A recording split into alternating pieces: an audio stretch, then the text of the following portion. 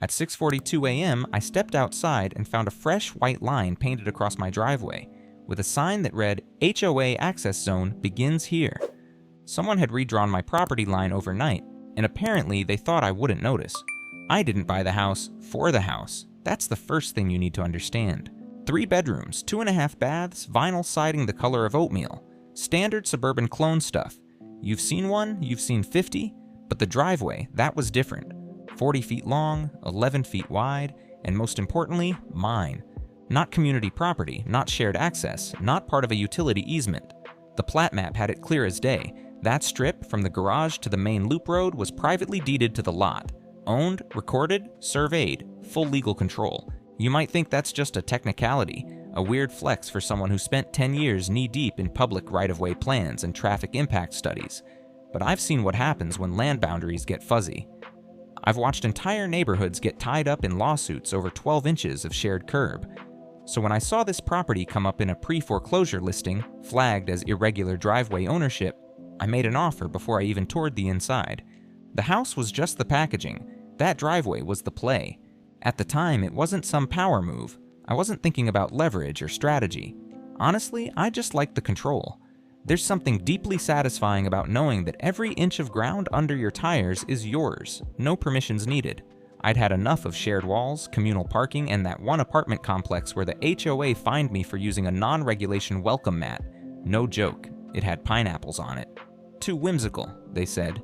This was supposed to be my peace, and for a while, it was. The street was quiet. Nobody bothered me. I kept to myself, worked remote gigs, streamed lectures, tinkered in the garage. I didn't go to the block parties, and I didn't care that the lady 3 doors down had a dozen flamingos in her lawn like some pink-feathered cult. Live and let live. I even ignored the HOA's welcome packet when it showed up, all 72 pages of bold, underlined micromanagement. I remember flipping through it once out of curiosity. Grass no longer than 3 inches. No visible trash cans. Driveways must be kept visually neutral. I didn't even know what the hell that meant. Visually neutral? Like emotionally beige? But I figured, whatever. They had no jurisdiction over my house. That was the key detail. When I bought the property, the listing agent had confirmed that this lot was recorded outside of the original HOA tract. Technically, the road wrapped around it. The HOA governed everything around me, but not me. My title said it clear as day. I was the hole in the donut, and for 2.5 years, that hole went unnoticed. No one from the HOA ever contacted me directly. I didn't pay dues, didn't get newsletters, didn't get those weird violation slips on my door. Nothing. Then came the mailer. A bland, cheerful envelope stuffed in my mailbox. Community Unity Initiative. Phase 2 begins. Inside, a glossy fold-out map of our neighborhood. Updated boundaries, HOA expansion, exciting new projects, quotes from the board, and right there, dead center on the map, my driveway, labeled in soft blue ink as shared HOA access pathway. No vote, no request, no conversation. They'd just redrawn the lines. I brought it inside, laid it out on my work table, and stared at it for a full 5 minutes. I knew what it was. I've seen this play before. Quiet annexation. No bulldozers, no lawsuits, just a new name on a map and a slow drip of behavior to make it feel real. Before long, they'd be calling it community space, parking there, hosting events, enforcing rules, like that ground had never belonged to anyone else. I tossed the flyer and told myself it was probably a mistake, a formatting issue. Someone got a little creative in Illustrator. I didn't even think about it again until the first signpost went in. Not metaphorical. A literal sign, stuck in the ground right at the top of my driveway. HOA vehicle zone, unauthorized parking subject to fine. That's when I realized something had shifted. I hadn't moved. I hadn't built anything. I hadn't violated a single code. But somehow I'd become a threat.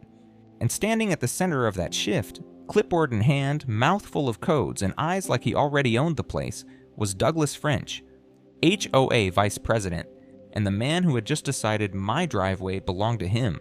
The first official violation came tucked under my windshield wiper like a passive-aggressive love note, printed on bright yellow cardstock with the HOA logo in the corner, a tiny tree in a perfect circle, like a smug little eye watching everything. Notice of non-compliance, vehicle placement outside designated perimeter. What perimeter? It was my damn driveway. They even included a blurry photo. Someone had taken it from the sidewalk, zoomed in on my truck, then drawn a red line over the pavement like I'd crossed into North Korea. The note said I was obstructing HOA traffic flow. I live at the dead end of the only street that loops out of the neighborhood. The only traffic flow is mine. I figured it had to be a mistake. Someone new, maybe a bored intern on the HOA board trying to prove their worth by counting tires. So I did what any rational person would do. I walked across the street to Douglas French's house. He was out front, of course, watering his already wet lawn in khakis and a tucked-in polo like some kind of suburban scarecrow, clipboard under one arm, Bluetooth headset jammed in his ear. I said, "Hey Doug, got your note." He smiled like I'd just offered to repaint my house in HOA beige. "Oh good, glad it reached you. It's just a formality." "A formality?" I held it up. "For parking on my own driveway?" He chuckled. Actually chuckled. "Well, the community's evolving, Mason. We've got new mapping guidelines. That entry segment you're on, it's part of the shared vehicular ingress path now." Ingress path. Yup. I pointed down at the pavement between us. "This ingress path is on my title deed. It's private property." He smiled again, tighter this time. "I get that you feel that way." Feel. Like my legal ownership was some quaint little delusion I'd cooked up for fun. He leaned in slightly. "Look, no one's trying to make this a conflict. Just keep your truck further back, closer to the garage, and we won't have to escalate anything. We're trying to preserve harmony here." Ah, there it was, the golden word. Harmony. In HOA speak, harmony means obedience. It means don't stand out, don't push back, and don't remind us you exist outside our little ecosystem of porch flags and matching mulch. It means fold in, or get folded. I didn't say a word, just nodded once, turned around, walked back to my truck, and parked it exactly where it had been the day before. That week I got 3 more violations, all different, all bullshit. Unkempt pavement, I hadn't pressure washed the concrete. Visual encroachment, a trash bin visible from the cul-de-sac for 3 minutes while I took it out. Disruptive structure, a bike rack I hadn't touched in months. Each notice came with more paperwork. Each one referenced a bylaw that either didn't apply to my property or didn't exist at all. I checked. I pulled the CC and Rs from when the subdivision was founded, and surprise, my parcel wasn't listed. It never had been, just like I told them. But they weren't citing the real CC and RS. They were citing the updated digital version Douglas had pushed through at the last board meeting, a version that now included my driveway as a functional ingress corridor. Which sounds fancy until you realize it just means they rebranded my land so they could boss me around. I emailed him, no reply. I left a voicemail, still nothing. Then one morning I looked out my window and saw a landscaping crew measuring the edge of my driveway. Clipboard, measuring tape, spray paint, no knock, no notice. And one of them was drawing a big orange X on my curb. That's when I stopped calling and started digging. A week later, my mailbox was stuffed with 6 identical letters, all from the HOA, all hand-delivered. Each one was printed on the same heavyweight paper, sealed in a linen-textured envelope like a damn wedding invite. The top of each letter read, "Notice of Progressive Enforcement, Step 2 of 4. Apparently, I was now in a disciplinary pipeline. For what, you ask? According to the letters, failure to adhere to driveway usage policy, non-compliant waste bin protocol, obstruction of community visual cohesion, and my personal favorite is spatial dominance behavior, which I'm 90% sure they made up. At the bottom of the page, in bold, was this line: continued resistance may result in corrective HOA access procedures. Corrective access procedures. They weren't even pretending anymore. That Friday, I came home from the grocery store and almost ran over a group of teenagers sitting at the edge of my driveway, drinking smoothies and throwing a frisbee. One of them shouted, "Hey, it's the guy who hates the neighborhood," as I passed. Cute. By Monday, the HOA access zone signs had multiplied. There were now 3. 1 at the top of my driveway, 1 midway down, 1 right next to my garage, zip-tied to my motion light. I didn't even hear them put it up. Like HOA ninjas. The real kicker, they repainted the curb, without asking, in HOA gray. Not city gray, HOA gray, slightly lighter, slightly cleaner, like they wanted to mark it, brand it, make it theirs. I filed a complaint with the city. They said since it wasn't a public curb, it was a civil matter. Civil my ass. That Thursday, I woke up and found my garbage bins had been moved. Not knocked over, just relocated, stacked neatly at the edge of the neighbor's lawn like someone wanted to remind me I was being watched, but politely. That same night, I got an email from someone on the HOA landscaping subcommittee, not Douglas, someone named Patrice.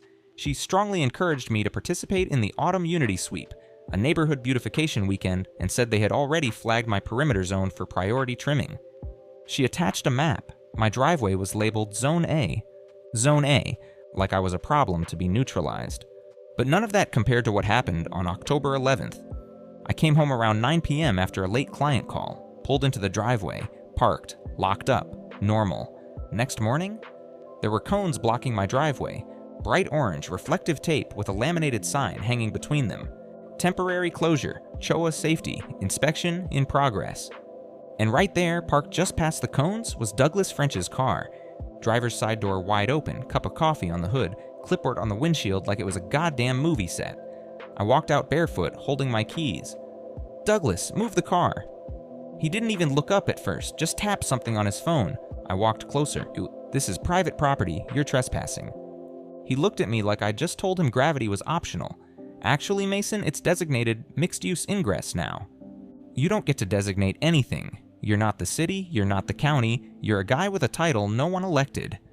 That got a smile.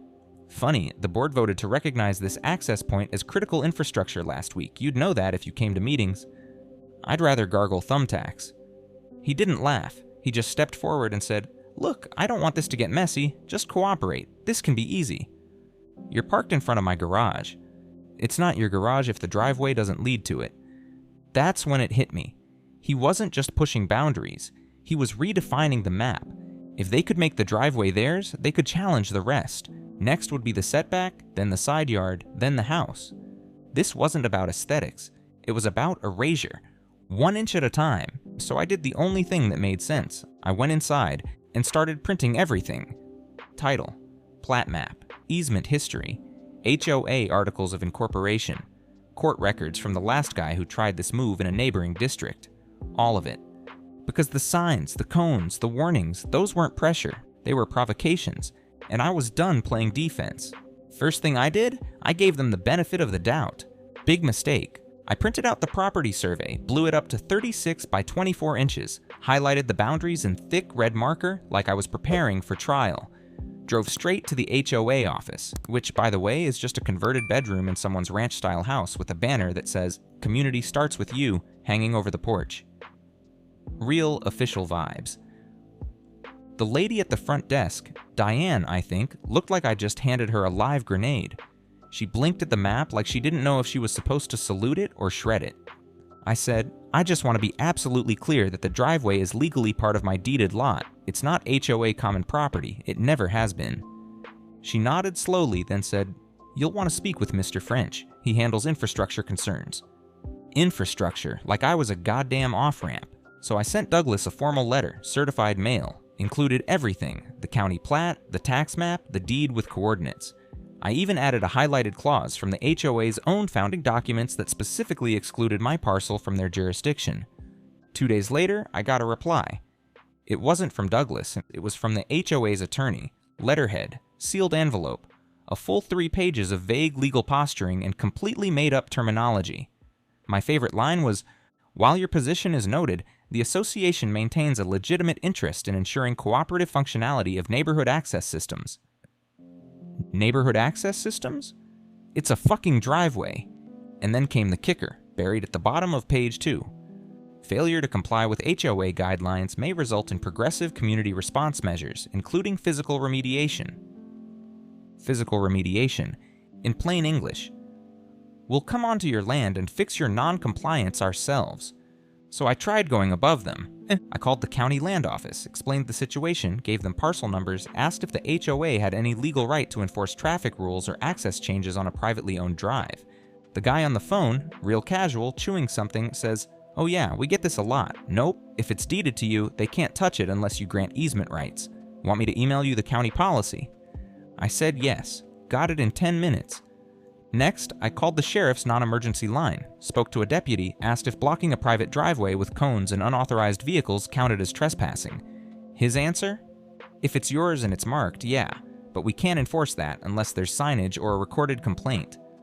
Recorded complaint with who? You. File a report, get a case number, call us next time it happens. So I did. I filed the report, got the case number, hung the sign, private driveway, no trespassing, county recorded access in bold black letters, nailed it to a post in full view of the street. Thought that'd be the end of it.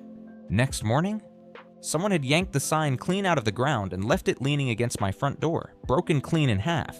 No note, no explanation, just a quiet little warning that said, "We're not done." So I showed up to the next HOA board meeting. First time I'd ever been to one, folding chairs, donuts, 12 people pretending to be city council. Douglas saw me walk in and immediately shifted into politician mode, all charm and open palms. "We're glad you're here, Mason. Dialogue is how we move forward." I laid the survey map across the folding table like I was playing blackjack. "This is the line. This is my land. You don't cross it. Ever again." He didn't even flinch, just looked at the map, then up at me, and said, "Ownership is a legal construct. Cooperation is a community construct." I swear to God, I almost laughed. But instead, I took a breath, looked him in the eye, and said, "Cool, then let's see how the community feels when you lose access to the only road out of here." The room got real quiet, because here's the part they'd all conveniently ignored. That same driveway they were trying to annex? It was also the only drivable path to the HOA clubhouse, the pool, and the south entrance gate. And I had just decided they were done using it. I wasn't planning to dig any deeper. They pissed me off, yeah, but I figured I had what I needed.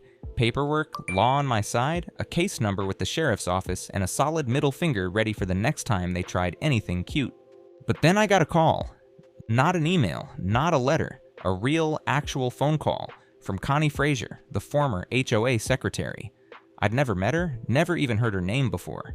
Apparently she moved out 2 years ago and only just found out from a mutual contact that the HOA was trying to eat my property alive. Her words, not mine? She asked if I had found the file. What file? She got real quiet, then said, "Douglas probably thought it was buried when I left. But I took copies. If you want to see why he's really after your driveway, meet me at the Starbucks on Glenbrook tomorrow, noon." I wasn't even sure I'd go. The whole thing sounded like some Netflix thriller setup, but I showed up because I'm not stupid, and something about her voice made me feel like this wasn't just HOA level nonsense. She was already there when I arrived. Late 60s, short white bob, thick binder in her lap like it was handcuffed to her. No small talk, no pleasantries. She opened the binder, flipped a few pages, and slid it across the table. Inside were minutes from HOA meetings dating back 8 years. Private memos, emails, annexation proposals, even drafts of something called the Unified Property Integration Plan. Catchy title for a hostile takeover. But then I saw my parcel number, highlighted, in a list labeled Phase 1 Absorption Targets. There were 6 addresses total. 4 of them had already been converted into HOA lots over the last 5 years. I asked her what that meant. She looked at me dead in the eye and said, "They've been slowly folding in outlier parcels to increase the HOA's land count, because more land means more leverage when they go to the city for funding and zoning overrides." But it gets worse. Douglas wasn't just expanding the HOA's footprint, he was using it to push through a development proposal on the back end of the neighborhood. A gated extension of luxury townhomes that would sit outside the original community but still fall under the HOA's rule. More houses, more dues, more power. And guess what the main access road was going to be? My driveway. They'd already submitted preliminary traffic plans to the city. Connie had a copy. It listed my property as shared private ingress easement, despite the fact that no easement had ever been granted, signed, recorded, or even requested. Douglas wasn't just trying to screw me over because I was non-compliant. He was trying to build through me, and here's the final nail. The original plat from 1982, which I had seen and Connie had copies of, clearly stated that my property was carved out deliberately from the HOA's jurisdiction due to a prior settlement over access rights. Meaning, if Douglas tried to force me in, he'd be reopening a legal wound the HOA settled decades ago. And that settlement? It came with a clause. If the HOA ever attempted to reassert authority over the parcel, any authority, the original owner's heirs had the right to revoke all shared use privileges granted voluntarily. All. As in, no driveway access, no pedestrian path, no utility easements, nothing. I wasn't just an obstacle, I was a landmine, and Douglas, in his greedy, overconfident brilliance, had stepped right on top of me. I didn't sleep that night, not because I was angry, I'd already burned through that stage. What I felt now was something colder, cleaner, clarity. They'd been playing the long game, quiet annexation, psychological pressure, manipulating the neighborhood, the map, and the language to make everyone forget I was ever separate. But they got greedy. And greedy people don't cover their tracks. So I started building my plan, and I mean that literally. Step 1 was cutting off the illusion. The only reason they got this far was because I hadn't made the line obvious. From the street, my driveway looked just like any other. No gate, no signs, just blacktop blending into more blacktop. So I changed that, fast. I installed boundary stakes, big, ugly, bright orange construction-style markers, right along the property line, each one wrapped with reflective tape. No mistaking it now. My side, their side. Then I ordered a removable bollard system, 3 metal posts concrete anchored with locking cores. Took a weekend to set the sleeves in place. By Monday, my driveway had a front gate without needing to build a fence. It wasn't decorative, it was territorial. I printed new signs, laminated this time, waterproof, mounted at eye level, private access only. HOA, use, prohibited. Trespassing will be recorded and reported. I included the sheriff's case number and the clause from the 1982 settlement. All legal, all mine. Then I took the nuclear step. I drafted a revocation of voluntary shared use rights. A fully notarized legal document citing the exact language from the original settlement, plus copies of the plat and the new development plans.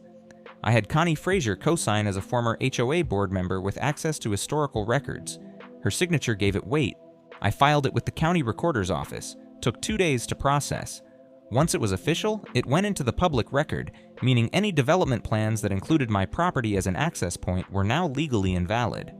That same day, I sent certified copies to the HOA board, Douglas French personally, the City Planning Commission, the developer named in the proposal, and just for fun, every homeowner on the HOA mailing list. The cover letter was short and sweet. Per the 1982 Access Settlement, and in response to unauthorized encroachment on private property, all voluntary shared use privileges for Parcel 117B are hereby revoked, effective immediately. Access is no longer granted. Any further trespass will be met with legal action. Step 2 was public pressure. I uploaded scanned versions of everything, the driveway survey, the revoked rights, the settlement, to the local neighborhood forum, tagged it all under a post titled, "Why You Might Be Losing Your Shortcut to the South Gate." Within hours, it blew up. Neighbors were pissed, not at me, but at the HOA. Turns out Douglas had been pitching the expansion project as a done deal, and nobody realized it was built on an illegal access point. Turns out people don't like being lied to about their property values. Then came step 3, optics. I invited a local reporter to come see the property at the center of a zoning scandal. She showed up that Thursday, took pictures of the driveway, the signs, the bollards, the documents, and I gave her a simple quote. They tried to redraw the map. I reminded them I still own the pen. The article dropped online the next day. Headline: HOA expansion. Plan collapses over illegal driveway grab. By Friday, I had the HOA's lawyer calling me to open a dialogue. Too late? Because now I wasn't just a homeowner with a driveway. I was the guy who shut down their entire project with a handful of documents and a better understanding of boundary law. And I wasn't done yet. The first bollard went up at 7:03 a.m. on a Tuesday. I did it deliberately early, just as people were backing out of their driveways with travel mugs and half-eaten toast. No announcement, no warning, just a clunk of steel dropping into the sleeve, right in the center of the driveway.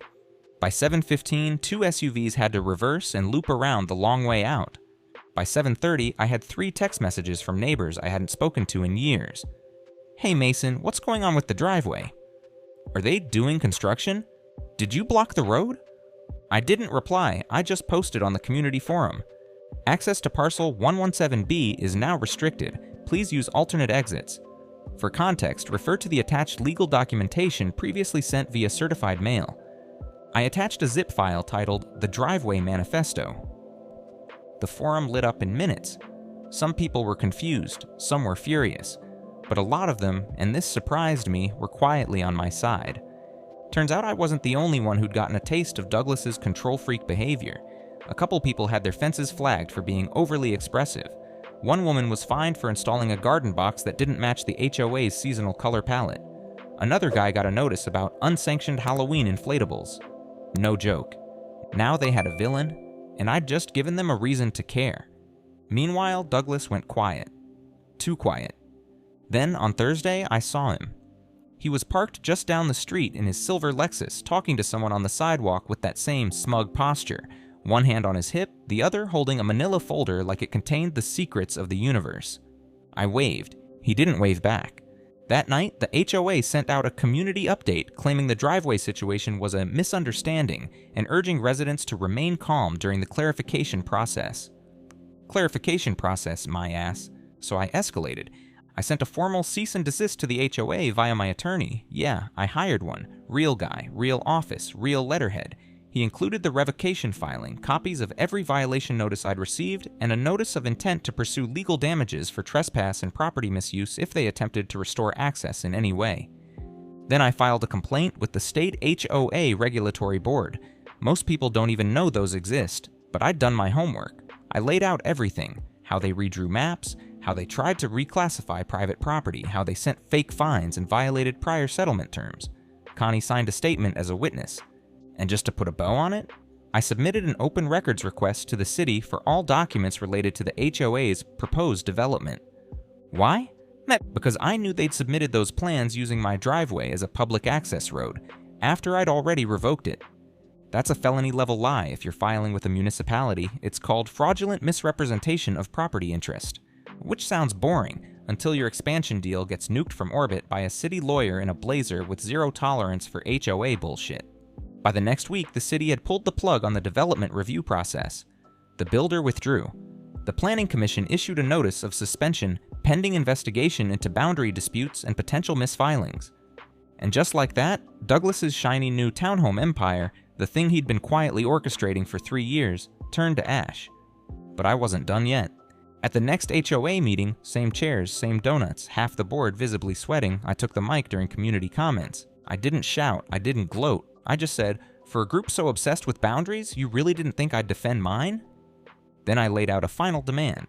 Formal retraction of all previous violation notices. Written acknowledgement that my parcel is exempt from HOA authority. And Douglas French's immediate resignation from the board. There was a long pause. Then someone in the back clapped. One clap turned into a few, then a few more. And Douglas? He just sat there, face frozen. That folder he always carried, still in his lap, unopened, probably full of plans that would never see the light of day. He didn't speak, didn't argue, he just stood up and walked out. By the end of the month, everyone in the neighborhood knew exactly what Douglas had tried to pull. It started small, whispers, group texts, awkward driveway conversations. Then the article hit.